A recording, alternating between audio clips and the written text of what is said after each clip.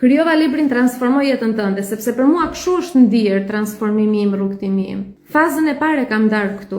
Para se të bëhesha mentore, isha një njeri që kisha nevojë të çlirohesha nga zinxhirët e fajit, të vetë kritikës, të perfeksionizmit, të turpit, turp të guxosh, turp ta çosh zërin për veten tënde, turp të pyesësh diku, turp të kërkosh. Doja të çlirohesha nga zinxhirët e të shkuarës.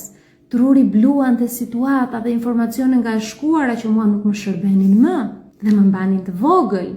Doja të shkëputesha nga gjithë shka që mua më bënte të jetoja në munges vetbesimi, munges financash, munges lumturie, munges të qeshurash, munges aftësie për ta shijuar ditën, munges vetdije.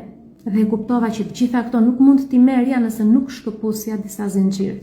Dhe kur ky libër ka dalë dhe shumë familjar e kanë lexuar, janë surprizuar.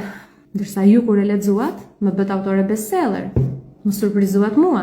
Fatkeqësisht në jetë do zhgënjejmë njerëz. Dhe unë 30 vite kam zhgënjur vetëm një njeri vazhdimisht. Këtë vajzën këtu që të shikon.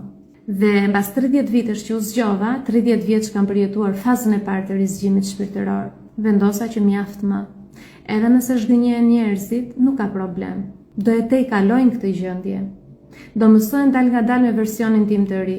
Do mësojnë dhe me jonën autore, dhe me jonën mentore, dhe me jonën që ka sukses, po dhe me jonën që i nxjerr ndjenjat e veta dhe nuk aplikon formulën që na kanë mësuar në fëmijëri që pusho, mos e trego, mos ju bë qefin të tjerëve. Pse duhet të jetojnë për të tjerët? Po sikur të jetojnë për veten. Të shfaqim gjithçka që kemi në brendësinë tonë. Dhe ky libër pasqyronte të gjithë atë fazë që unë kalova, fazën e parë.